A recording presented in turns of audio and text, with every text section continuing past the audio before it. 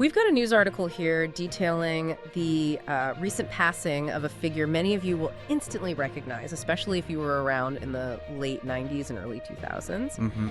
We're diving into a piece about Ananda Lewis, the celebrated MTV VJ and host. Right. Our goal in this deep dive is to really, pull apart this article, look beyond just the headlines to find the key insights and maybe some surprising facts about her life, her career, and, well, the difficult health journey that the source highlights. Exactly. This article gives us that snapshot of her public life, her television career, but it also puts a pretty significant focus on her very personal and, frankly, courageous battle with breast cancer. Yeah. And it draws directly from her own public statements and experiences, as reported here. So digging into the source then, how does it first introduce Ananda Lewis for someone who might, know the face or the era, but maybe not the name right off the bat? Well, the article doesn't really waste time. It calls her an MTV legend right away, a celebrated VJ. And it immediately flags her most iconic roles, like hosting MTV's huge show, TRL, Total Request Live. Oh yeah, TRL. And also Hot Zone. TRL was absolutely the pulse of pop culture for a while there. She's right in the middle of it all. Totally. Definitely a prominent television personality, really shaping the late 90s and early 2000s. When did the article say she actually landed at MTV? According to this source, she joined in 1997. 97, okay. And she didn't just stay a VJ.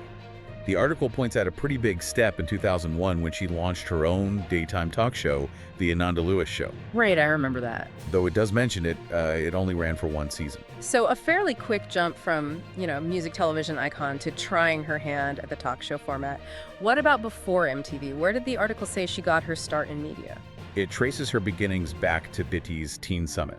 Ah, okay. Yeah, that role is highlighted as basically the stepping stone that got her noticed by MTV. Right. And then after those really high-profile years at MTV, what path did the article say she took? Because there's a detail here that I found pretty striking. Yeah, the source mentions a couple of things. She was a correspondent on The Insider for a bit. But yeah, the notable detail you're probably thinking of, which the article makes sure to include, is that she stepped back pretty significantly from the media spotlight to pursue carpentry. Carpentry, yeah. That is just such a fascinating, kind of unexpected pivot from the glitz of MTV and entertainment news. Isn't it, though? The article really presents that as a distinct chapter, highlighting that she wasn't just, dabbling, but genuinely pursuing a different craft. Yeah. Makes you wonder about that shift moving from interviewing pop stars to, working with wood. It definitely adds another layer to her story, beyond just the TV credits. Yeah. Shows a different dimension the article clearly felt was important. The source does mention she had a brief return to hosting later, though, in 2019 with TLC's While You Were Out. Ah, okay. So quite a career, full of interesting turns. Teen talk shows, TRL, her own talk show, entertainment news, a big break for carpentry, and then a brief return. Yeah. But the central and very sad focus of this particular article is her recent passing. It states she died at age 52 after a battle with breast cancer. Yes, that's the difficult news the article conveys. And it does go into some detail about that battle, drawing on her public statements. Right. It reports she revealed her diagnosis back in 2020, at which point it was stage 3 breast cancer. And this is where the article includes a detail that feels really incredibly poignant, and it serves as a key part of the narrative it's presenting here. It says she delayed getting screened for her condition. That specific point is made very clear. Yes. And the article provides the reason she herself shared for that delay. Which was? Fears she had about the radiation exposure from mammograms. Wow, that detail is so crucial, isn't Yeah. it? It puts such a human face on the fear that can lead to delayed diagnosis, even when, the medical advice is clear. Yep. It wasn't just forgetting about it. It was driven by a specific, understandable fear, which the article really emphasizes. And sadly, the article then notes the progression. By 2024, the cancer had advanced to stage 5 and had metastasized. But what the article stresses, though, is her response even to this devastating news. It uses the phrase that she remained candid about her journey. Right. Even as her illness progressed. She didn't sort of retreat from the public eye regarding her health. No, she didn't. And the article points out why she stayed so public.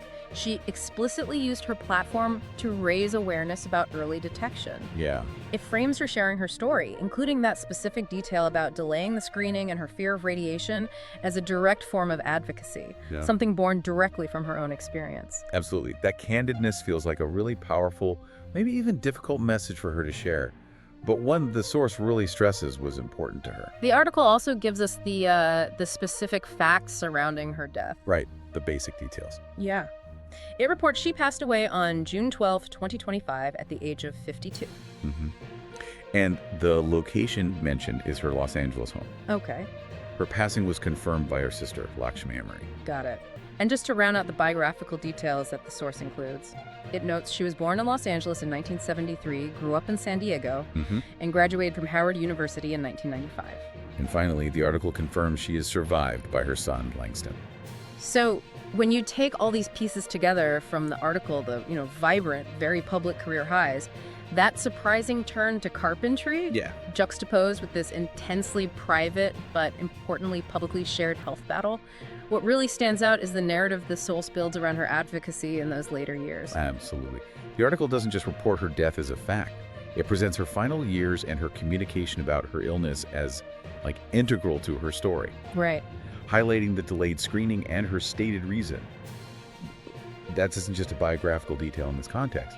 As the article presents it, it's framed as a cautionary tale. Yeah. And the foundation of her urgent message for other people.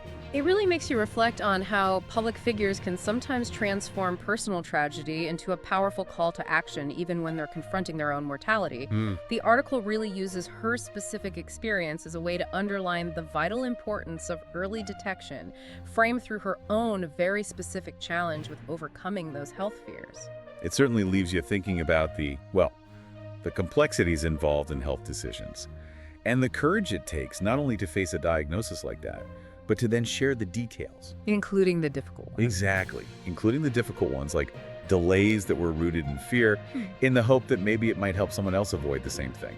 So pulling back from this article on Ananda Lewis, what we've kind of distilled is a story that goes well beyond just the familiar face from MTV. Yeah, definitely more layered.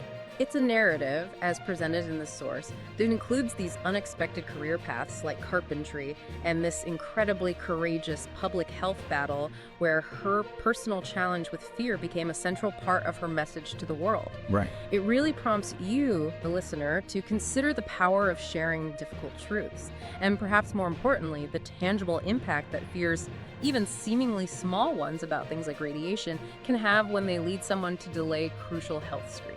It's a powerful point. What does it really mean to listen to your body and confront those fears, even when they feel rational in the moment? That's a tough but powerful question her story, as told in this article, kind of leaves us with.